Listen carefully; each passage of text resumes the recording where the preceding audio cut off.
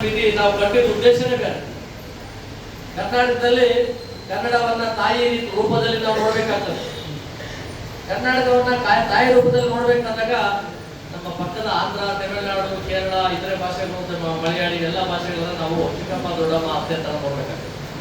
ನಾನು ಯಾಕೆ ಈ ವಿಷಯ ನೇರವಾಗಿ ವಿಷಯಕ್ಕೆ ಬರ್ತಾ ಇತ್ತಂದ್ರೆ, ಸಮಯದ ಅಭಾವನು ಮತ್ತೆ ನೀವು ಕೂತಿರೋರು ಬಹಳ ಹೊತ್ತಿಂದ ತಾಳ್ಮೆಯಿಂದ ಕೂತಿದ್ರಿ. ಎಷ್ಟು ಸಮಯ ತಗೊಳ್ಳೋದು ನಿಮ್ಮನ್ನು ತಾಳ್ಮೆಯಿಂದ ಕೂರಿಸೋದಕ್ಕೆ? ನೀವು ಪ್ರಶಸ್ತಿಗಳು ಬೇಕು, ನಿಮಗೆ ವಿಷಯನೂ ಗೊತ್ತಾಗಬೇಕು, ಪ್ರಶಸ್ತಿಗಳು ಬೇಕು. ಇದು ಬಿಟ್ಟು ಬೇರೆ ನಿಮ್ಗೆ ಏನಾದ್ರು ಕೂತ್ಕೊಂಡು ಡೈವರ್ಟ್ ಮಾಡ್ತಿಲ್ಲ. ಇದು ರಾಜಕೀಯ ಕಾರ್ಯಕ್ರಮಗಳು, ಯಾವುದೋ ರಾಜಕಾರಣಿಗಳು ಏನೋ ರಾಜಕೀಯದ ಮಾತುಗಳನ್ನ ಆಡ್ತಕ್ಕಂಥ ಮಾತುಗಳು ವೇದಿಕೆ ಅಲ್ಲ ಇದು. ಆದ್ರೆ ಒಂದು ಸತ್ಯ ತಿಳ್ಕೋಬೇಕು ನಾವು. ಕರ್ನಾಟಕದಲ್ಲಿ ಕುಮಾರಸ್ವಾಮಿ ಅವರು ಮುಖ್ಯಮಂತ್ರಿ ಆಗಿದ್ದಾಗ ಸರ್ಕಾರಿ ಶಾಲೆಯಲ್ಲಿ ಓದೋ ಮಕ್ಕಳಿಗೆ ಕನ್ನಡ ಮೀಡಿಯಂ ಓದೋನವಲ್ಲ, 5ನೇ ಕ್ಲಾಸ್ ABCD ಇರ್ತದೆ. 1ನೇ ಕ್ಲಾಸಿಂದ ABCD ಕಲಿಸ್ಬೇಕು ಅಂತಕ್ಕಂಥ ಒಂದು ಹೋರಾಟನ ಸರ್ಕಾರ ಆದೇಶ ಮಾಡ್ತಾರೆ. ಕರ್ನಾಟಕ ರಕ್ಷಣಾ ವೇದಿಕೆಗಳಂತವರು ಸಾಹಿತಿಗಳು, ಚಂದ್ರಶೇಖರ್ ಪಾಟೀಲ್ ಅಂತ ಕನ್ನಡ ಸಾಹಿತ್ಯ ಪರಿಷತ್ತಿನ ಮಹಾ ಅಧ್ಯಕ್ಷರಾಗಿದ್ದಂಥವರು ಎಲ್ಲರೂ ಬೀದಿಗೆ ಹೋರಾಟ ಮಾಡ್ಬೋದು. ಕನ್ನಡ ಶಾಲೆ ಮಕ್ಕಳಿಗೆ ಇಂಗ್ಲಿಷ್ ಹೇಳ್ಕೊಟ್ಬಿಟ್ರೆ ಕನ್ನಡ ಮಕ್ಕಳು ಕರ್ನಾಟಕದಲ್ಲಿ ಕನ್ನಡ ಹೋಗ್ಬಿಡುತ್ತೆ, ಮತ್ತೆ ನಾವು ಉಳಿಯಕ್ಕೆ ಸಾಧ್ಯ ಇಲ್ಲ ಅಂತಕ್ಕಂಥ ಹೋರಾಟಗಳು ಮಾಡ್ತಾರೆ. ಅವತ್ತು ಕರ್ನಾಟಕ ರಕ್ಷಣಾ ಸಮಿತಿ ರಾಜ್ಯಾದ್ಯಂತ ಹೋರಾಟ ಮಾಡಿದ್ದು, ಸರ್ಕಾರಿ ಶಾಲೆಯಲ್ಲಿ ಓದೋ ಮಕ್ಕಳಿಗೆ ಇಂಗ್ಲಿಷ್ ಹೇಳ್ಕೊಡೋದಾದ್ರೆ, ಇಂಗ್ಲಿಷ್ ಕರ್ನಾಟಕದಲ್ಲಿ ಪ್ರಭಾವ ಬೀರೋದಾದ್ರೆ, ಖಾಸಗಿ ಶಾಲೆಯಲ್ಲಿ ಓದೋ ಮಕ್ಕಳು ಕನ್ನಡ ಒಂದು ಪದಾನು ಕಲಿಯಲ್ಲ. ಅವ್ರಿಗೆ ಕನ್ನಡ ಹೇಳ್ಕೊಡಿ ಅಂತ ಒಂದು ಮಾತು ಯಾಕೆ ಕೇಳೋದಿಲ್ಲ ನೀವು? ನೀವು ಈ ಹೋರಾಟಗಳನ್ನ ಮಾಡ್ತಾ ಇರ್ತಕ್ಕಂಥದ್ದು ಕನ್ನಡಿಗರ ಮಕ್ಕಳು, ದಲಿತರ ಮಕ್ಕಳು, ರೈತರ ಮಕ್ಕಳು, ಕೂಲಿಕಾರರ ಮಕ್ಕಳು, ಬಡವರ ಮಕ್ಕಳು, ಸರ್ಕಾರಿ ಶಾಲೆ ಮಕ್ಕಳಿಗೆ ನೀವು ಮೋಸ ಮಾಡ್ತಾ ಇದ್ದೀರಾ. ಒಂದು ಕಣ್ಣಿಗೆ ಬೆಣ್ಣೆ, ಒಂದು ಕಣ್ಣಿಗೆ ಸುಣ್ಣ ಇಡ್ತಾ ಇದ್ದೀರಾ. ಕರ್ನಾಟಕದಲ್ಲಿ ಕನ್ನಡ ಅಂತಕ್ಕಂಥದನ್ನ ತಾಯಿ ಅಂತ ನಾವು ನೋಡ್ಲೇಬೇಕಾಗ್ತದೆ. ತಾಯಿ ಇದ್ದಾಳೆ ಅಂದ ತಕ್ಷಣ ಚಿಕ್ಕಮ್ಮ, ದೊಡ್ಡಮ್ಮ, ಅತ್ತೆ, ಅಕ್ಕ, ತಂಗಿ, ಚಿಕ್ಕಮ್ಮ ಇವರನ್ನ ನಾವು ದೂರ ತಳ್ಳಕ್ಕಾಗಲ್ಲ, ಮನೆಯಿಂದ ಆಚೆ ಓಡಿಸಕ್ಕಾಗಲ್ಲ. ಇದು ಯಾಕೆ ನಾವು ಹೇಳ್ತೀವಿ? ಕರ್ನಾಟಕದಲ್ಲಿ ಕನ್ನಡ ಕಲಿಬೇಕು. ಆದರೆ ಅದ್ರ ಜೊತೆಯಲ್ಲಿ ಇನ್ನೊಂದು ಮಾತು ನಿಮ್ಗೆ ಗಮನಕ್ಕೆ ತರ್ತೀನಿ. ಕರ್ನಾಟಕದಲ್ಲಿ ಕನ್ನಡ ತಾಯಿ ಆದರೆ ನಮಗೆ ಇಂಗ್ಲೀಷು ಹೆಂಡತಿ ಇದ್ದಾಗೆ. ಯಾಕೆ ಹೆಂಡತಿ ಇದ್ದಂಗೆ ಅಂತಂದ್ರೆ, ಇವತ್ತು ಮೊಬೈಲಲ್ಲಿ ನನಗೆ ಯಾರು ಅಪ್ಪ ಬಿಟ್ಟರೆ ಬೇರೆ ಬರಲ್ಲ ನನಗೆ. ನಾನು ಕನ್ನಡ ಮೀಡಿಯಮಲ್ಲಿ ಓದೋನು. ನನ್ನ ಹೆಸರು ಹಿಂಗನೇ ಇದೆ, ಚೀನಾ ರಾಮು ಅಂತ. ಚೀನಾ ಅಂದರೆ ಕನ್ನಡಿಗ ಅಂತ. ಯಾಕೆ ಕನ್ನಡಿಗ ಅದೇ ಅಂತಂದರೆ, ಕರ್ನಾಟಕದಲ್ಲಿ ಕನ್ನಡನೇ ಕಲಿಬೇಕು, ಕನ್ನಡನೇ ಕಲಿಸ್ಬೇಕು ಅಂತಕ್ಕಂಥ ಒಂದು ವಿಚಾರದಲ್ಲಿ ನಾವು ಭಾಳ ಹೋರಾಟಗಳನ್ನು ಪ್ರಾರಂಭದಿಂದ ಹೈಸ್ಕೂಲ್ ಮಟ್ಟದಿಂದಲೇ ಹೋರಾಟ ಮಾಡ್ತೀವಿ. ಅವತ್ತಿಂದ ನನ್ನ ಹೆಸರು ಬದಲಾಯಿಸ್ಕೊಂಡು ಇವತ್ತು ಕರ್ನಾಟಕದಲ್ಲಿ ಕನ್ನಡ ಮೀಡಿಯಂ ಓದೋ ಮಕ್ಕಳಿಗೆ ಇಂಗ್ಲೀಷ್ ಹೇಳ್ಕೊಟ್ಬಿಟ್ರೆ ಇವರಿಗೆ ಲಾಸ್ ಆಗುತ್ತೆ. ಸಾಹಿತಿಗಳಿಗೆ ಇವ್ರಿಗೆ ಲಾಸ್ ಆಗುತ್ತೆ, ಹೋರಾಟಗಾರರಿಗೆ. ಇವರು ಕನ್ನಡ ಸಾಹಿತ್ಯ ಪರಿಷತ್ ಅಧ್ಯಕ್ಷ ಚಂದ್ರಶೇಖರ್ ಪಾಟೀಲ್ ಅಂತ ಒಬ್ಬರಿದ್ರು. ಅವರು ಭಾಳ ಉಗ್ರ ಹೋರಾಟ ನಡೆಸಿದ್ರು. ಕರ್ನಾಟಕದಲ್ಲಿ ಕನ್ನಡ ಹಾಳಾಗೋಗ್ಬಿಡ್ತದೆ, ಕನ್ನಡ ಮುಗಿದೋಗ್ತದೆ, ಇಂಗ್ಲೀಷನ್ನು ಕಲಿಸಬಾರ್ದು ಅಂತಕ್ಕಂಥ ಮಾತುಗಳು. ಆದರೆ ಅವ್ರ ಮಕ್ಕಳು ಎಲ್ಲಿದ್ದಾರೆ? ಅಮೇರಿಕಾದಲ್ಲಿ ಉದ್ಯೋಗ ಮಾಡ್ಕೊಂಡು ಮಕ್ಕಳು ಮೊಮ್ಮಕ್ಕಳು ಅಮೇರಿಕಾದಲ್ಲಿ ಇದ್ದಾರೆ. ಹೋಗಿ ಅವ್ರದ್ದೇ ಇಂಗ್ಲೀಷ್ ಮೀಡಿಯಂ ಸ್ಕೂಲ್ ಇದೆ, ಅಲ್ಲಿ ಕನ್ನಡ ಹೇಳ್ಕೊಡೋದಿಲ್ಲ. ನಿಮ್ಮ ಮಕ್ಕಳನ್ನ ಇಂಗ್ಲೀಷ್ ಮೀಡಿಯಮಲ್ಲಿ ಓದಿಸ್ಬೋದು. ನಮ್ಮ ಬಡವ್ರ ಮಕ್ಕಳು ಇಂಗ್ಲೀಷ್ ಮೀಡಿಯಮಲ್ಲಿ ಓದ್ಬಿಟ್ರೆ, ABCD ಕಲ್ತ್ಬಿಟ್ರೆ ನಿಮಗೆ ನಷ್ಟ ಆಗುತ್ತಾ? ಇದು ನಮ್ಮ ಪ್ರಸ್ತಾಪ. ಕರ್ನಾಟಕ ರಕ್ಷಣಾ ಸಮಿತಿ ಹೋರಾಟ ಪ್ರಾರಂಭ ಮಾಡಿದ್ರೆ ಒಂದು ವಿರುದ್ಧ ದಿಕ್ಕಿನಲ್ಲಿ ಕನ್ನಡ ಚಳವಳಿಯನ್ನು ಮಾಡ್ತೀವಿ ಅಂತೇಳಿ ರೋಲ್ ಕಾಲ್ ಮಾಡ್ತಾರೆ. ಹೊಟ್ಟೆಪಾಡಿಗಾಗಿ ಏನೇನೋ ಆಟ ಆಡ್ತಾರೆ. ಎಲ್ಲೆಲ್ಲೋ ಹೋಗ್ಬಿಟ್ಟು ಬೋರ್ಡ್ ಯಾವುದಾದ್ರು ಫ್ಯಾಕ್ಟ್ರಿ ಹೋಟೆಲ್ಗಳ ಮುಂದೆ ನಿಂತ್ಕೊಂಡು ರೋಲ್ ಕಾಲ್ ಮಾಡಿಕೊಂಡು ತಿಂಗಳಿಗೆ ಇಷ್ಟು ಅಂತ ವಸೂಲಿ ಮಾಡೋಕ್ಕೆ ಸಂಘಟನೆಗಳು, ಈ ತುಕಡೆ ಕನ್ನಡ ಸಂಘಟನೆ ಕೆಲವಿದ್ದಾವೆ. ಅವ್ರನ್ನ ನಾನು ವಿರೋಧ ಮಾಡಲ್ಲ. ಇಂಥ ಸಣ್ಣ ವಿಚಾರ ಒಂದು ಹೇಳ್ತೀನಿ. ಬೆಂಗಳೂರಿನಲ್ಲಿ ಬಹಳ ದೊಡ್ಡ ಉಗ್ರ ಹೋರಾಟ ಒಂದು ನಡೆದೋಯ್ತು. ಮಾಲಾಪೇಶ ಅಂತ ಒಂದಿದೆ ಅಲ್ಲಿ ಬೆಂಗಳೂರಲ್ಲಿ. ಮಾಲಾಪೇಶದ ಮೇಲೆ ಇಡೀ ಕನ್ನಡ ಚಳುವಳಿಗಾರರೆಲ್ಲ, ಎಲ್ಲ ಚಳುವಳಿಗಾರಲ್ಲ, ಒಂದು ಸಂಘಟನೆ ಚಳುವಳಿಗಾರಲ್ಲ ಮುಂದ್ಬಿಡ್ಬೋದು. ಹೆಣ್ಣು ಮಕ್ಕಳು ಹತ್ತೋದೇನು ಮಾರ ಅದ್ರ ಮೇಲೆ ಮಾಲ್ ಮೇಲೆ ಹತ್ತಿ ಕುಣಿಯೋದೇನು, ಅವ್ರಿಗೆ ಹೊಡೆದಾಕೋದೇನು, ಪಾಟ್ಸ್ ಹೊಡೆಯೋದೇನು ಎಲ್ಲ ಮಾಡೋದು. ಏನು ಅವ್ರ ಉದ್ದೇಶ ಇತ್ತು ಅಂದರೆ, ಕರ್ನಾಟಕದಲ್ಲಿ ಮಾಲಾಪೇಶ ಅಂತಕ್ಕಂಥದ್ದು ಭಾಳ ಒಂದು ದೊಡ್ಡ ಕಂಪ್ನಿ ಅದು. ಅಲ್ಲಿ ಬಂದಿದ್ದರಿಂದ ಅಲ್ಲಿ ಕನ್ನಡದ ಅಕ್ಷರಗಳಿಲ್ಲ, ಕನ್ನಡದಲ್ಲಿ ನಾಮಪತ್ರಗಳಿಲ್ಲ ಅಂತಕ್ಕಂಥ ಹೋರಾಟ. ಈ ಹೋರಾಟಕ್ಕೆ ಯಾರೋ ಒಬ್ಬರು ಸ್ಪಾನ್ಸರ್ ಮಾಡಿದ್ರು. ಲೂಲು ಮಾಲ್, ಬೆಂಗಳೂರಿನಲ್ಲಿ ದೊಡ್ಡ ಲೂಲು ಮಾಲ್ ಒಂದಿದೆ, ಅದ್ರ ಮಾಲೀಕರೊಬ್ಬರು ಸ್ಪಾನ್ಸರ್ ಮಾಡಿದ್ರು, ಹೋರಾಟ ಮಾಡ್ರಿ ಹೇಳಿ ಅಂತ. ಯಾಕಂದ್ರೆ ಇವ್ರಿಗೆ ಬಿಸ್ನೆಸ್ ಕಮ್ಮಿ ಆಗ್ತದೆ.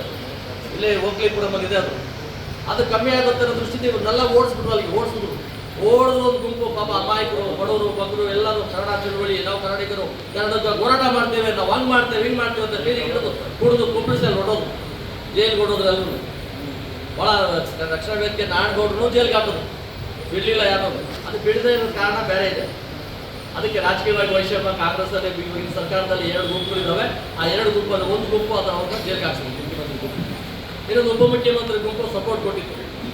ಇದನ್ನು ನಾನು ರಾಜಕೀಯವಾಗಿ ನಿಮ್ಮ ಹತ್ರ ಮಾತಾಡ್ತಾ ಇಲ್ಲ. ಮಕ್ಕಳಿಗಂತೂ ನೀವು ರಾಜಕೀಯ ಬೇಕಾಗಿಲ್ಲ. ನಿಮಗೆ ಬೇಕಾಗಿರ್ತಕ್ಕಂಥದ್ದು ವಿದ್ಯೆ, ನಿಮಗೆ ಬೇಕಾಗಿರ್ತಕ್ಕಂಥದ್ದು ಸಪೋರ್ಟು. ಮತ್ತು ಕರ್ನಾಟಕದಲ್ಲಿ ಕನ್ನಡವನ್ನು ತಾಯಿ ಥರ ನೋಡಬೇಕು ಅಂತ ನಾನು ಹೇಳ್ದಂಗೆ, ನೀವು ಕನ್ನಡನ ತಾಯಿ ಥರ ನೋಡಬೇಕು, ಇಂಗ್ಲೀಷನ್ನು ಯಥಾವತ್ತಾಗಿ ಕಲೀಲೇಬೇಕು. ಕಲಿದ ಹೋದ್ರೆ ಪ್ರಪಂಚದಲ್ಲಿ ನಾವು ಏನು ಆಟ ಆಡೋಕ್ಕೂ ಆಗಲ್ಲ. ಇವತ್ತು ಇಡೀ ತುದಿಗಳಲ್ಲಿದೆ ಇಡೀ ಪ್ರಪಂಚ. ಆನ್ ಮಾಡಿದ್ರೆ ಅಮೆರಿಕ ನೋಡ್ತೀವಿ, ಆನ್ ಮಾಡಿದ್ರೆ ಇಂಗ್ಲೆಂಡ್ ನೋಡ್ತೀವಿ, ಆನ್ ಮಾಡಿದ್ರೆ ರಷ್ಯಾ ನೋಡ್ತೀವಿ. ಎಲ್ಲಿ ಬಟನ್ ಹಾಕಿದ್ರೆ ಅವೆಲ್ಲ ನಮ್ಮ ಕಣ್ಣು ಮುಂದೆ ಬಂದು ಇಡೀ ಚಿತ್ರಣ ನಮ್ಮ ಕಣ್ಣು ಕಾಣಿಸ್ತದೆ. ಇದೆಲ್ಲ ಗೊತ್ತಾಗದೆ ಯಾವತ್ತು ನಮಗೆ ಇಂಗ್ಲಿಷ್ ಕಲ್ತಿದ್ರೆ ಮಾತ್ರ. ಕಂಪಲ್ಸರಿ ಕರ್ನಾಟಕ ರಕ್ಷಣಾ ಸಮಿತಿ ಘೋಷಣೆ ಮಾಡ್ತಾ ಇದೆ, ಕನ್ನಡ ತಾಯಿ ಆದ್ರೆ ಇಂಗ್ಲಿಷು ಹೆಂಡತಿ ರೂಪದಲ್ಲಿ ನೋಡ್ಬೇಕು. ಹೆಣ್ಮಕ್ಳು ಅದನ್ನ ಗಂಡನ ರೂಪದಲ್ಲಿ ನೋಡ್ಬೇಕು. ಯಾಕಂದ್ರೆ ಹೆಣ್ಮಕ್ಳು ಜಾಸ್ತಿ ಗಂಡು ಹೆಂಡತಿ ಆಗಾಗ್ತದೆ, ಗಂಡು ಮಕ್ಳಿಗೆ ಹೆಂಡತಿ ಆಗ್ಬೇಕು, ಹೆಣ್ಮಕ್ಳಿಗೆ ಗಂಡನ ರೂಪದಲ್ಲೇ ನೋಡ್ಬೇಕು ಅವನ್ನ. ಯಾಕಂದ್ರೆ ಒಂದ್ಸರಿ ಮದುವೆ ಆದ್ರೆ ಜೀವನದಲ್ಲಿ ಬಿಡೋಂಗಿಲ್ಲ ನೀವು. ಪರ್ಮನೆಂಟ್ ಆಗಿ ಯಾವ್ದು ಇರಲೇಬೇಕು ಇಂಗ್ಲೀಷ್ ಕಲ್ತ್ರೆ ಮಾತ್ರ ನೀವು ಉದ್ಯೋಗ ಮಾಡೋದು ಸಾಧ್ಯ. ನೀವೇನು ಬೇಕಾದ್ರೂ ಮಾಡ್ಬೋದು. ಅದಕ್ಕೆ ನಾನು ನಿಮಗೊಂದು ದೊಡ್ಡ ಸಲಹೆ ಕೊಡ್ತೇನೆ. ದೊಡ್ಡ ಸಲಹೆ ಅಂತಂದರೆ ದೊಡ್ಡ ಸಲಹೆ ತಗೊಳ್ಳಿ. ಇವತ್ತೇನು ನೀವು ಕನ್ನಡ ಮೀಡಿಯಂ ಓದಿದ್ರು, ಇಂಗ್ಲೀಷ್ ಮೀಡಿಯಂ ಓದಿದ್ರು, ಇಷ್ಟು ಪ್ರತಿಭಾ ಪುರಸ್ಕಾರರಾಗಿ ಒಳ್ಳೆ ಮಾರ್ಕ್ಸ್ ತಗೊಂಡು 80, 90 ಈ ಥರ ದೊಡ್ಡ ಮಾರ್ಕ್ಸನ್ನು ತಗೊಂಡು ಬಂದು ಕೂತಿದ್ದೀರಿ, ಸನ್ಮಾನ ತಗೊಳ್ತಾರೋದನ್ನು ನೋಡೋದಕ್ಕೆ ತಾಯಿಗಳು ಬಂದಿದ್ದಾರೆ. ಅವರಿಗೆಲ್ಲ ನಾನು ಒಂದು ಕಿವಿ ಮಾತಾಡೋದು, ನೀವೆಲ್ಲರೂ IAS ಎಕ್ಸಾಮ್ ಬರೆಯೋದಕ್ಕೆ ಪ್ರಯತ್ನ ಮಾಡಿ. IAS ಎಕ್ಸಾಮ್ ಬರೀಲೇಬೇಕು. ನೀವು ಪ್ರಯತ್ನ ಮಾಡಿ, ಯಾವ ಕಷ್ಟನೇ ಇಲ್ಲ. ಏನು ಗೊತ್ತಿಲ್ಲದಿರೋರು ಇವತ್ತು IAS ಮಾಡ್ಕೊಂಡಿದ್ದಾರೆ. ಇವತ್ತು ಕನ್ನಡ ಮೀಡಿಯಮಲ್ಲಿ ಓದಿರೋ ಮಕ್ಕಳು ಈ ಕನ್ನಡದಲ್ಲೇ IAS ಬರೀರಿ, ಇಂಗ್ಲೀಷ್ ಮೀಡಿಯಂ ಓದಿರೋ ಮಕ್ಕಳು ಇಂಗ್ಲೀಷಲ್ಲಿ IAS ಬರೀರಿ. IAS ಪ್ರಯತ್ನ ಮಾಡಿ. ನೀವು ಹಿಮಾಲಯ ಪರ್ವತ ಹತ್ತಬೇಕು ಅನ್ನೋ ಪ್ರಯತ್ನ ಮಾಡಿ. ಹಿಮಾಲಯ ಪರ್ವತ ಹತ್ತಲಿಲ್ಲ ಅಂದರೆ ನಂದಿ ಬೆಟ್ಟಕ್ಕಾದ್ರೂ ಹತ್ಬೋದು. ನಂದಿ ಬೆಟ್ಟನೂ ಹತ್ತಕ್ಕಾಗಿಲ್ಲ ಅಂದರೆ ಅಂತರ್ಗಂಗೆ ಬೆಟ್ಟನೂ ಹತ್ಬೋದು. ಪ್ರಯತ್ನ ಮಾಡೋದು ಪ್ರಯತ್ನ ಮಾಡಿ. ಇವತ್ತು ನಿಮ್ಮ ಪ್ರಯತ್ನ ಇಡೀ ಪ್ರಪಂಚದಲ್ಲಿ IAS ಅಂತಕ್ಕಂಥವ್ರು ದೊಡ್ಡ ಶಕ್ತಿ ಅಂತ. IAS ಬರೆಯತಕ್ಕಂಥ ಒಂದು ನಿಮ್ಮ ತಲೆಯಲ್ಲಿ ಯಾವುದೋ ಕ್ಲರ್ಕ್ ಹಾಕಬೇಕು, ಯಾವುದೋ ಬ್ಯಾಂಕಲ್ಲಿ ಕೆಲಸ ಮಾಡಬೇಕು, ಇನ್ನೊಂದು ಕಡೆ ಕೆಲಸ, ಅದು ಆಮೇಲೆ ನೋಡ್ಬೇಡ. ಲಾಸ್ಟಲ್ಲಿ ಏನೂ ಸಿಗಲ್ಲ ಅಂತ ಅದಕ್ಕೆ ಹೋಗಿ. ಆದರೆ IAS ಬರೀಬೇಕು ನಾವು. IAS ಅಂದರೆ ದೇಶದ ಆಡಳಿತ ನಿಮ್ಮ ಕೈಗೆ ಬರಬೇಕು. ದೇಶದ ಆಡಳಿತ ನಿಮ್ಮ ಕೈಯಲ್ಲಿ ಇರಬೇಕಾದ್ರೆ ನೀವು ಸಮಾಜಕ್ಕೆ ಒಂದು ಮಾದರಿಯಾದಂಥ ಒಂದು ಸರ್ವೆ ಮಾಡಬೇಕು. ನಮ್ಮ ಕೋಲಾರ ಜಿಲ್ಲೆಯಲ್ಲಿ ಹೆಚ್ಚಿಗೆ IAS, IPS, IRS, IFS ಇದ್ದಾರೆ. H. ಮುನಿಯಪ್ಪ ಇದ್ದ, ಅವ್ರ ಮಗ ನೀವು MP ಆಗಿದ್ದ 7 ಸಾರಿ. ಅವ್ರ ಮಗ IRS, ಇಂಡಿಯನ್ ರೆವಿನ್ಯೂ ಸರ್ವಿಸ್ ಅಂತ, SLC ಫೇಲು, ಪಾಸ್ ಆಗಿರಲಿಲ್ಲ.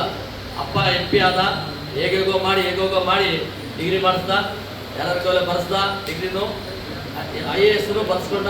ಕೊನೆ ಸಾಲಲ್ಲಿದ್ದಂಥ IRS ಸಿಕ್ಬಿಡ್ತು. ನಾನು ರಾಜಕೀಯವಾಗಿ ಅವ್ರು ಟೀಕೆ ಮಾಡ್ತಾ ಇಲ್ಲ, ಸತ್ಯ ಹೇಳ್ತಾ ಇದ್ದೀನಿ. ಇವತ್ತು ಸತ್ಯ ಹೇಳ್ತಕ್ಕಂಥ ಸಂಘಟನೆಗಳು ಭಾಳ ಕಡಿಮೆ ಇದ್ದಾವೆ. ಸತ್ಯನ ತಿಳಿಸದೆ ಹೋದ್ರೆ ನೀವು ನಮ್ಮ ಕೈಲಿ ಎಲ್ಲಾಗುತ್ತಪ್ಪ, ನಮ್ಮ ಬಡವರು ನಾವೆಲ್ಲಾಗುತ್ತಪ್ಪ, ನಾವು ಗೌರ್ಮೆಂಟ್ ಸ್ಕೂಲಲ್ಲಿ ಓದಿದ್ದೀವಿ, ನಮಗೆಲ್ಲಾಗುತ್ತಪ್ಪ, ನಾವು ಯಾವುದೋ ಒಂದು ಕಾನ್ವೆಂಟ್ ಚಿಕ್ಕಂದಲ್ಲಿ ಓದಿದ್ದೀವಿ ಅಂತಕ್ಕಂಥ ನಿಮಗೆ ಬೇಜಾರು ಮಾಡ್ಕೊಬೇಡ್ರಿ. ನೀವು ಪ್ರಯತ್ನ ಮಾಡಿ, SSC ಸಿಗ್ತದೆ. ನೀವು IAS ಎಕ್ಸಾಮ್ ತಕ್ಕಂಥದ್ದು. IAS ಅಂದರೆ ಇಂಡಿಯನ್ ಅಡ್ಮಿನಿಸ್ಟ್ರೇಷನ್ ಸರ್ವಿಸ್ ಅಂತ, ಭಾರತೀಯ ಆಡಳಿತ ಸೇವೆ. IPS ಅಂದರೆ ಇಂಡಿಯನ್ ಪೊಲೀಸ್ ಸರ್ವಿಸ್ ಅಂತ. ನಿಮಗೆಲ್ಲ ಅರ್ಥ ಆಗ್ತದೆ. ಎಲ್ಲ ಡಿಗ್ರಿ ಮಾಡೋರು, PhD ಮಾಡೋರು ಎಲ್ಲ ಇದೀರಿ, ದೊಡ್ಡ ದೊಡ್ಡ ವಿದ್ಯಾಭ್ಯಾಸ ಮಾಡೋದು ಗುರಿ ಇಟ್ಟಿರೋದು. ಅಲ್ಲಿ ಬಡತನೂ ಇದೆ. ನೋಡ್ತಾ ಇದ್ರೆ ನಿಮ್ಮಲ್ಲಿ ಯಾರು IAS ಮಕ್ಕಳು ಯಾರು ಇಲ್ಲಿ ಬಂದಿಲ್ಲ, IPS ಅವ್ರ ಮಕ್ಕಳು ಯಾರು ಇಲ್ಲಿ ಬಂದಿಲ್ಲ, ದೊಡ್ಡ ದೊಡ್ಡ MP ಗಳು MLA ಮಕ್ಕಳು ಇಲ್ಲಿ ಬಂದಿಲ್ಲ. ಬಂದಿರೋದು ಜನಸಾಮಾನ್ಯರು, ರೈತರು, ಬಡವರು. ಏನೋ ಒಂದು ಕರ್ನಾಟಕ ರಕ್ಷಣಾ ಸಮಿತಿ ನಮ್ಮ ಪ್ರತಿಭಾ ಪುರಸ್ಕಾರ ಅಂತ ಮಾಡ್ತಾವ್ರೆ. ಆ ಪ್ರತಿಭಾ ಪುರಸ್ಕಾರ ತಗೊಳ್ಳೋದ್ರಲ್ಲಿ ನಾವು ಏನಾದರೂ ಒಂದಷ್ಟು ಸಾಧನೆ ಮಾಡಬೇಕು. ನಮಗೊಂದು ಪ್ರಶಸ್ತಿ ಪತ್ರ ಇದ್ರೆ ನಾವು ಜೀವನದಲ್ಲಿ ಮುಂದೆ ಯಾವುದನ್ನು ಉದ್ಯೋಗಕ್ಕೆ ಹೋದಾಗ ಏನು ಮಾಡಬೇಕು ಅಂತಕ್ಕಂಥ ಒಂದು ಪ್ರಶ್ನೆಗಳನ್ನು ಬಂದಾಗ ನಾವೇನೋ ಮಾಡ್ತಾ ಇದ್ದೀವಿ ಅನ್ನೋದು ಭಾವನೆಗೋಸ್ಕರ ಈ ಬೆಳಗ್ಗೆಯಿಂದ ಬಂದು ನಿಂತಿದ್ದೀವಿ. ಬೆಳಗ್ಗೆ ಎದ್ದು ತಾಯಿಗಳು ಕರ್ಕೊಂಡು ಈ ಕಾರ್ಯಕ್ರಮದಲ್ಲಿ ಹೋಗ್ಬೇಕಾದ್ರೆ ನೀವು ಒಬ್ಬನೇ ಕಳಿಸ್ಬೇಕಾದ್ರೆ ತಾಯಿಗಳು ಬಂದವರು, ಅಮ್ಮಂದಿರು ಬಂದವರು, ತಮ್ಮಂದಿರು ಬಂದಿದ್ದಾರೆ, ಎಲ್ಲರೂ ಬಂದಿದ್ದಾರೆ. ಇಲ್ಲಿ ಬಂದಿರ್ತಕ್ಕಂಥವ್ರು ಎಲ್ಲರಿಗೂ ನಾನು ಅಭಿನಂದನೆ. ಇವತ್ತು ಕರ್ನಾಟಕ ರಕ್ಷಣಾ ಸಮಿತಿ ಸತ್ಯಕ್ಕಾಗಿ, ನ್ಯಾಯಕ್ಕಾಗಿ, ಧರ್ಮಕ್ಕಾಗಿ, ಕನ್ನಡಕ್ಕೋಸ್ಕರ ಕೈಯೆತ್ತೊಟ್ಟು ಕೆಲಸ ಮಾಡೋದಕ್ಕೆ ಕನ್ನಡ ಪರವಾದ ಹೋರಾಟಗಳನ್ನು ಮಾಡ್ತಾ ಇರ್ತಕ್ಕಂಥ ಏಕೈಕ ಸಂಘಟನೆ ಯಾವುದಿದ್ರೆ ಅದು ಕರ್ನಾಟಕ ರಕ್ಷಣಾ ಸಮಿತಿ. ನಮ್ಮ ಚೇತನ್ ಬಾಬು ರಾಜ್ಯ ಪ್ರಧಾನ ಕಾರ್ಯದರ್ಶಿಯಾಗಿ ಒಳ್ಳೆ ಕೆಲಸ ಮಾಡ್ತಾ ಇದ್ದಾರೆ. ವೆಂಕಟೇಶ್ ಜಿಲ್ಲಾಧ್ಯಕ್ಷರಾಗಿ ಒಬ್ಬರು ಆಯ್ಕೆ ಆಗಿದ್ದಾರೆ. ಅವರು ತುಂಬ ಕೆಲಸ ಮಾಡ್ತಾರೆ. ನಮ್ಮ ಸಂಘಟನೆ ಭಾಳ ವೀಕ್. ಏನು ವೀಕ್ ಅಂತ ಹೇಳಿದ್ರೆ ಉಸೂರಿಗೆ ಹೋಗಲ್ಲ, ರೋಲ್ ಕಾಲ್ಗೆ ಹೋಗಲ್ಲ. ಯಾರ ಹತ್ರ ಹೋಗಿ ಒಂದು ಕಾರ್ಯಕ್ರಮ ಮಾಡ್ತಾ ಇದ್ದೀವಿ ಅಂತ ಇಷ್ಟೊತ್ತಿಗೆ ಒಂದು 10 ರಿಂದ 25 ಲಕ್ಷ ವಸೂಲು ಮಾಡಬೇಕು. ಅದೇನು ಮಾಡಿದ್ರೆ ಎಲ್ಲ ಜೋಬಿನಿಂದ ಹಾಕೊಂಡು ಮಾಡ್ತಾರೆ. ಎಲ್ಲರ ದುಡ್ಡು ಹಾಕೊಂಡು ಅವ್ರ ಸ್ವಲ್ಪ ದುಡ್ಡು ಹಾಕ್ಬಿಟ್ಟು ಅಥವಾ ಏನೋ ಅವ್ರ ಬಾಧೆಗಿದ್ದವರು ನನ್ನ ಗೊತ್ತಾಗಲ್ಲ. ಎತ್ತೋಳಕ್ಕಷ್ಟೇ ಬೇರೆಯವ್ರಿಗೆ ಗೊತ್ತಾಗಲ್ಲ. ಎತ್ತೋಳಿಗೆ ಗೊತ್ತಿರ್ತದೆ. ನಾನು ಮೊದಲನೇ ಸಂಘಟನೆಗೆ ನಾವೆಲ್ಲರೂ ಮಾತಿಸ್ತೇನೆ, ಯಾವ ಕಾರಣಕ್ಕೂ ಯಾರು ವಸೂಲಿಗೆ ಹೋಗ್ಬಾರ್ದು, ಎಲ್ಲರೂ ರೋಲ್ ಕಾಲ್ ಮಾಡಬಾರ್ದು, ಬಟ್ಟೆ ತುಂಬಿಸುವ ಕೆಲಸ ಮಾಡಬೇಡಿ. ಸತ್ಯಕ್ಕಾಗಿ ಹೋರಾಟ ಮಾಡೋಣ, ಎಷ್ಟಾಗುತ್ತೋ ಪ್ರಯತ್ನ ಮಾಡಿ. ಮಕ್ಕಳಿಗೆ ನಾವು ಪ್ರೋತ್ಸಾಹ ಕೊಡ್ತಕ್ಕಂಥದ್ದು ಭಾಳ ಪ್ರಮುಖವಾದ ವಿಚಾರ. ಹಾಗಾಗಿ ನಾನು ಎಲ್ಲ ಕನ್ನಡ ಚಳವಳಿಗಾರರಿಗೆ ನಾನು ವಿರೋಧಿನ. ಯಾಕೆ ಅವ್ರಿಗೆ ವಿರೋಧಿ ಅಲ್ಲ ನಾನು. ಅವರೆಲ್ಲ ರೋಲ್ ಕಾಲಿಗೆ ಇಳಿತಾರೆ, ಬೀದಿಗೆ ಇಳಿತಾರೆ, ಶಾಲೆ ಹಾಕೊಂಡು ಹೋಗ್ಬಿಡ್ತಾರೆ, ಎಲ್ಲ ವಸೂಲಿ ಮಾಡೋದು. ಯಾವುದೋ ಈಗ ಲೂಲು ಮಾಲು ಮತ್ತು ಮಾಲಾಪೇಶಿಯ ಬಗ್ಗೆ ಮಾತಾಡಿದ್ರು. ಸಣ್ಣ ಉದಾಹರಣೆ ಕೊಟ್ಟೆ. ಎಷ್ಟು ವಸೂಲಿ ಆಯಿತು, ಎಷ್ಟು ಜನ ಮಕ್ಕಳು ಜೈಲಿಗೆ ಹೋದ್ರು, ಆ ಮಕ್ಕಳ ಭವಿಷ್ಯ ಏನು, ಎಷ್ಟು ಜನ ಲಾಠಿ ಚಾರ್ಜ್ ಮಾಡಿಸ್ಕೊಂಡ್ರು, ಅವ್ರ ಕಥೆ ಏನು. ನೀವು ಮಾಲಾಪೇಶಿಯಾಗಿ ಹೋರಾಟಕ್ಕೆ ಹೋದವರು ಲೂಲು ಮಾಲ್ ಮೇಲೆ ಹೋಗಿ ಹೋರಾಟ ಮಾಡಿ. ಅಲ್ಲಿ ಯಾಕೆ ಹೋರಾಟ ಮಾಡಿಲ್ಲ ನೀವು? ಅವನು ಓಲೈಸಕ್ಕಾಗಿ ಲೂಲು ಮಾಲನ್ನು ಬಿಟ್ಟು ಮಾಲಾಪೇಶಿ ಆಗೋದು. ಬೆಂಗಳೂರಿನಲ್ಲಿರೋ ಕತೆ ನಿಮ್ಗೆ ಹೇಳ್ತಾರೆ, ನಿಮ್ಗೆ ಗೊತ್ತಾಗುತ್ತಿಲ್ಲ ಅದು. ಆದರೆ ನಾನು ಹೇಳೋದು, ಎಲ್ಲೋ ವಸೂಲಿಗಾಗಿ ಸಂಘಟನೆ ಮಾಡ್ಕೋಬಾರ್ದು. ಬದುಕಬೇಕು, ನೀವು ಬದುಕ್ರಿ. ಬದುಕಕ್ಕೆ ನೂರಾರು ದಾರಿಗಳಿದ್ದಾವೆ. ಕೇಂದ್ರ ಸರ್ಕಾರ ಸಾಕಷ್ಟು ಯೋಜನೆಗಳು ಕೊಟ್ಟಿದ್ದಾರೆ, ಬದುಕ್ರಿ. ರಾಜ್ಯ ಸರ್ಕಾರದ ಯೋಜನೆಗಳಿದ್ದಾವೆ, ಬದುಕಿ. ನೀವು ಬದುಕಬಾರ್ದು ಹೋರಾಟಗಾರರು ಅಂತ ಹೇಳಲ್ಲ ನಾನು. ಹೋರಾಟಗಾರರು ಎಲ್ಲರೂ ಬದುಕಬೇಕು, ಚೆನ್ನಾಗಿ ಸುಧಾರಣೆ ಆಗ್ಬೇಕು, ನಾನು ಒಪ್ಕೋತೀನಿ. ಆದರೆ ಯಾರಿಗೋ ಹೊಟ್ಟೆ ಮೇಲೆ ಹೊಡೆದು, ಯಾರಿಗೋ ಮೋಸ ಮಾಡಿ ಜೀವನ ಮಾಡ್ತಕ್ಕಂಥ ಕೆಲಸ ನಿಮ್ಗೆ ಬೇಡ. ನಮ್ಮ ಸಂಘಟನೆಗೆ ಬೇಡ. ನಮ್ಮ ಸಂಘಟನೆ ನಿಧಾನವಾಗಿ ಬಡವರು ಸಂಘಟನೆ, ಬಡತನ ಸಂಘಟನೆ. ನಾವು ನಿನ್ನೆ ಒಂದು ಸಿನಿಮಾ ನೋಡಿದೆ. ಮಕ್ಕಳು, ಹೆಣ್ಮಕ್ಳು ಜಾಸ್ತಿ ಜನ ಇದ್ದೀರಿ. ದ ರೂಲರ್ ಅಂತ ಒಂದು ಸಿನಿಮಾ. ದ ರೂಲರ್ ಅಂತಕ್ಕಂಥ ಸಿನಿಮಾನ ಭಾಳ ಅಚ್ಚುಕಟ್ಟಾಗಿ ನಮ್ಮ ಕೋಲಾರ ಜಿಲ್ಲೆಯವರೇ ಆ ಸಿನಿಮಾ ಮಾಡಿದೆ. ನಾನು ಸಿನಿಮಾಗಳಿಗೆ ಹೋಗಲ್ಲ. ಸಿನಿಮಾ ನಾನು ಹುಡ್ಕೊಂಡು PVR ಮಾಲ್ಗೆ ಹೋಗಿದ್ದೆ, ನೋಡಿದೆ ಕಾರ್ಯಕ್ರಮದಲ್ಲಿ. ಆ ಕಾರ್ಯಕ್ರಮ ಪಾಪ ಒಂದು ಹೆಣ್ಣು ಮಕ್ಕಳನ್ನ ಹೇಗೆ ಅಟ್ರಾಕ್ಷನ್ ಮಾಡ್ತಾರೆ, ಅವ್ರ ಜೀವನ ಹೇಗೆ ಹಾಳು ಮಾಡ್ತಾರೆ, ಹೇಗೆ ಬಲಿ ಆಗ್ತಾರೆ ಬಡತನ ಹೆಣ್ಮಕ್ಳು. ಈ ಒಂದು ವಿಚಾರನ ಆಮೇಲೆ ಸಾಮಾನ್ಯ ಜನರ ಬಗ್ಗೆ, ಸಾಮಾನ್ಯ ಜನರಿಗೆ ಅರ್ಥ ಆಗೋ ಥರ ಭಾಷೆನಲ್ಲಿ ಮಾತಾಡಿದ್ದಾರೆ. ಭಾಳ ಜನಕ್ಕೆ ಗೊತ್ತಿರಲ್ಲ. ಶೀಶ್ಕಳಿ ಬಡಕ್ಮಾವು ಅಂತ, ಶೀಶ್ಕಳಿ ಬಡಕ್ಮಾವು ಅಂತಲೇ ಸ್ಟಾರ್ಟ್ ಮಾಡ್ತಾರೆ. ಆ ಶೀಶ್ಕಳಿ ಬಡಕ್ಮಾವು ಅಂತಕ್ಕಂಥದ್ದು ಒಂದು ವಿಶೇಷವಾದ ಅರ್ಥ ಇದೆ, ಅದನ್ನು ಹೇಳೋದು ಬೇಡ. ಆದರೆ ಇಲ್ಲಿರ್ತಕ್ಕಂಥವ್ರಿಗೆ ನಾನು ಹೇಳ್ತಕ್ಕಂಥದ್ದು, ಆ ಸಿನಿಮಾಗಳು ನೋಡೋದ್ರಿಂದ ಎಲ್ಲಿ ಹೆಣ್ಮಕ್ಳು ದಾರಿ ತಪ್ತಾರಂತಕ್ಕಂಥದ್ದನ್ನು ತಾಯಂದರೆ ಕರ್ಕೊಂಡೋಗಿ ಆ ಸಿನಿಮಾ ತೋರಿಸ್ಬೇಕು.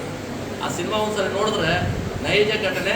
ಒಂದು ಏನೋ 5 ಸ್ಟಾರು ದೊಡ್ಡ ದೊಡ್ಡ ನಾಯಕರು, ಸಿನಿಮಾ ಸ್ಟಾರು, ಭಾಳ ದೊಡ್ಡ ನಾಯಕರುಗಳು ಮಾಡಿರೋಂಥ ನಟನೆ ಮಾಡಿರೋಂಥ ಸಿನಿಮಾ ಅಲ್ಲ. ನಮ್ಮ ಮಧ್ಯದಲ್ಲೇ ಇರ್ತಕ್ಕಂಥ ಹುಡುಗ ಆ ಸಿನಿಮಾ ಮಾಡಿ ತೋರಿಸಿದ್ದಾನೆ. ಆ ಸಿನಿಮಾನ ನೀವು ನೋಡಬೇಕು. ಅದು ಕೋಲಾರ ಜಿಲ್ಲೆಯೇ ಚಿತ್ರೀಕರಣ ಆಗಿದೆ.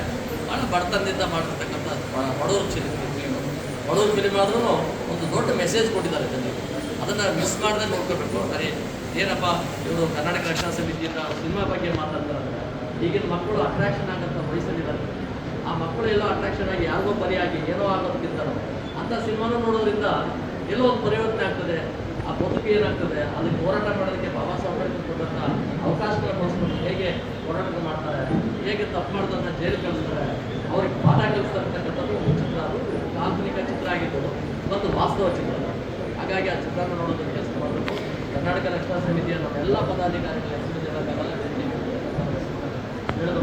ಇನ್ನೊಂದು 5 ನಿಮಿಷ ಮುಂದೆ ಹೋಗುತ್ತೆ. ಅದರಿಂದ ನಿಮಗೆ ಪ್ರಶಸ್ತಿ ಕೊಡ್ತಕ್ಕಂಥದ್ದು ಮತ್ತು ನಿಮಗೆ ಸನ್ಮಾನ ಮಾಡುವಂಥ ಕಾರ್ಯಕ್ರಮಕ್ಕೆ ಅಣಿಯಾಗಲಿ, ನಿಮಗೆ ಒಳ್ಳೆಯದಾಗಲಿ. ಮಕ್ಕಳು ಮುಂದಿನ ದಿನಗಳಲ್ಲಿ IAS ಎಕ್ಸಾಮ್ ಬರೀಲೇಬೇಕು ಅಂತ ಹಠ ಬಿಡಿ, ಪ್ರಯತ್ನ ಮಾಡಿ. ಫೇಲ್ ಆಗಲಿ ಪರವಾಗಿಲ್ಲ, 1 ಸಾರಿ ಅಲ್ಲ 10 ಸಾರಿ ಫೇಲ್ ಆಗಿಬಿಡಿ, ಆಗೋದೇ ಬೇಡ. ಅದು ನಾನು ಹೇಳಿದಾಗೆ ಹಿಮಾಲಯ ಪರ್ವತ ಹತ್ತಬೇಕು ಅಂತ ಪ್ಲಾನ್ ಮಾಡಿದ್ವಿ. ಹಿಮಾಲಯ ಹತ್ತಕ್ಕಾಗಲಿದ್ರೆ ನಂದಿ ಬೆಟ್ಟ, ಅದು ಆಗಿಲ್ಲ ಇದು ನಮ್ಮ ಅಂತರ್ಗಂಗೆ ಬೆಟ್ಟ. ಆ ಊರ ಮೇಲೆ ಹೋಗ್ಬಿಟ್ಟು ಕೆಳಗೆ ನಾವೆಲ್ಲ ಅಲ್ಲ. ನಾನು ಕೋಲಾರದಲ್ಲೇ ಜೂನಿಯರ್ ಕಾಲೇಜಲ್ಲೇ PUC ಓದಿದ್ದು. ನಾವೆಲ್ಲ ಅಂತರ್ಗಂಗೆ ಬೆಟ್ಟಕ್ಕೆ ಹತ್ಬಿಡೇವಿ. ಮೇಲೆ ಹೋಗಿ ಊರುಗಳವೆ, ಆ ಊರುಗಳೆಲ್ಲ ನೋಡ್ಕೊಂಡ್ಬಂದಿದ್ದೀವಿ ನಾವು. ಆಗ ಅಲ್ಲಿ ವ್ಯವಸಾಯ ಮಾಡ್ತಾರೆ, ರಾಗಿ ಬೆಳೀತಾರೆ, ಭತ್ತ ಬೆಳೀತಾರೆ, ಇಬ್ಬನೇ ರೇಷ್ಮೆ ಬೆಳೀತಾರೆ. ಅಲ್ಲಿ ಜನ ಒಂದು ರೀತಿ ಮುಕ್ತ ಜನ, ಎಷ್ಟು ಆರೋಗ್ಯಕರವಾದಂಥ ವಾತಾವರಣದಲ್ಲಿ ಅವ್ರು ಇದ್ದಾರೆ. ಅಂಥ ಒಂದು ವಾತಾವರಣದ ಚಿಕ್ಕ ಬೆಟ್ಟಾದರೂ ಹತ್ತುವಂಥ ಪ್ರಯತ್ನ ಆಗ್ತದೆ. ನೀವು ಯಾವ ಕಾರಣಕ್ಕೂ ನಾವು IAS ಮಾಡಲೇಬೇಕು ಅಂತ ಹೇಳ್ಬೇಕು. ಏನು ತಂಗಿ, IAS ಮಾಡಬೇಕಂತ ಯೋಚನೆ ಮಾಡ್ತೀಯಾ ಮಾಡಲ್ಲ ನೀವು? IAS ಬರೀರಿ, ಪ್ರಯತ್ನ ಮಾಡಿರಿ, ಮೇಲಾಗಲಿ, ಚಿಂತೆ ಮಾಡೋದು ಬೇಡ. ಆದರೆ ನಿಮ್ಮ ನಾಲೆಡ್ಜ್ ಇಂಪ್ರೂವ್ ಆಗಿರ್ತದೆ. ನಿಮ್ಮ ತಲೆಯಲ್ಲಿ 10 ವಿಷಯ ಇರೋ ಕಡೆ 1000 ವಿಷಯ ಬರ್ತದೆ.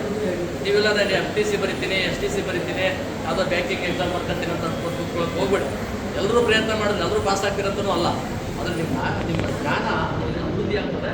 ಭಾಳಷ್ಟು ವಿಷಯ ತಿಳ್ಕೊಳಕ್ಕಾಗುತ್ತೆ. ಇವತ್ತು ಕರ್ನಾಟಕ ರಕ್ಷಣಾ ಸಮಿತಿ ಭಾಳ ಶ್ರಮಪಟ್ಟು ಈ ಕಾರ್ಯಕ್ರಮ ಮಾಡಿದ್ದಾರೆ.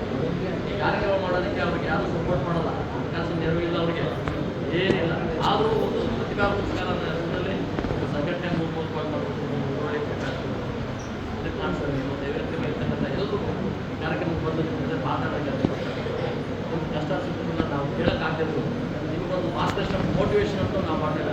ನೀವು ಮೋಟಿವೇಶನ್ ಮಾಡೋದಂದ್ರೆ ನೀವು ಹೇಗೆ ಅರ್ಥ ಆಗ್ತದೆ, ನಾನು ಹೆಂಗಪ್ಪ ಬಡವರು, ಒಬ್ಬರು ತುಂಬ ಬಡವರು, ನಾನು IAS ಬರೀಕ್ಕೆ ಸಾಧ್ಯನಾ? ನೀವೇನಿಲ್ಲ, ಎಲ್ಲ ಇಂಟರ್ನೆಟಲ್ಲಿ ಇದೆ. ಗೂಗಲ್ಗೆ ಹೋಗಿ ಇಂಟರ್ನೆಟ್ IAS ಅಂತ ಎಕ್ಸಾಮ್ ತೊಗೊಳ್ಳಿ, ಪ್ರಿಲಿಮಿನರಿ ಎಕ್ಸಾಮ್ ಕೊಡುತ್ತೆ. ಡಿಗ್ರಿ ಮಾಡೋದು ಯಾರು ಇದ್ರೆ ಕಂಪ್ಲೀಟ್ ಆಗಿರೋದು IAS ಪ್ರಿಲಿಮಿನರಿ ಎಕ್ಸಾಮ್ ತೊಗೊಳ್ಳಿ. ಯಾರಿಗಾದ್ರು ಹೇಳ್ಕೊಳ್ಳಿ, ನನ್ನ ಮಗಳು IAS ಮಾಡ್ತಾಳೆ ಅಂತ ಹೆಮ್ಮೆಯಿಂದ ತಂದೆ ತಾಯಿ ಹೇಳ್ಕೊತಾರೆ. ನೀವು ನಾವು ಯಾರಿಗಾರ ಕೇಳಿದ್ರೆ ನಾನು IAS ಎಕ್ಸಾಮ್ ಬರೀತೇನೆ ಅಂತ ಹೇಳಿ, ಫೇಲಾಗಲಿ, ಪಾಸ್ ಆಗೋದೇ ಬೇಡ. ಅದು ಫೇಲ್ ಆದರೂ ಚಿಂತೆ ಮಾಡೋದು ಬೇಡ. IAS ಬರೀಬೇಕು ಅಂತ ಯೋಚನೆ ಇಟ್ಕೊಳ್ಳಿ. ನಿಮ್ಮ ಜೀವನದ ಗುರಿ ಹಿಮಾಲಯ ಪರ್ವತದ ಮೇಲೆ ಇರಲಿ. ಹಿಮಾಲಯ ಪರ್ವತ ಸಿಗಲಿಲ್ಲ ಅಂದರೆ ನಂದಿ ಬೆಟ್ಟ, ನಂದಿ ಬೆಟ್ಟ ಸಿಗಲಿಲ್ಲ ಅಂದರೆ ನಮ್ಮ ಅಂತರ್ಗಂಗೆ ಬೆಟ್ಟ. ಇದರ ಅದು ಹತ್ತುವಂಥ ಕೆಲಸ ಆಗುತ್ತೆ. ಒಳ್ಳೆಯದಾಗಲಿ ನಿಮ್ಮೆಲ್ಲರಿಗೂ. ನೀವೇನು ಇಷ್ಟೆಲ್ಲ ಶ್ರಮ ತೊಗೊಂಡು 90%, 80%, 70% ಮೇಲೆ ತೊಗೊಂಡು ಬಂದಿದ್ದೀರಿ. ಪ್ರೋತ್ಸಾಹ ಕೊಡೋದನ್ನ ತಾಯಿ ತಂದೆಯರಿಗೆಲ್ಲ ನಾನು ಅಭಿನಂದಿಸಿ ನನ್ನ ಮಾತನ್ನು ಮುಗಿಸ್ತೇನೆ. ಇದರ ಸಮಯ ಜಾಸ್ತಿ ತೊಗೊಂಡು ನಿಮಗೆ ಈಗಾಗಲೇ ಒಂದೆಲ್ಲಿ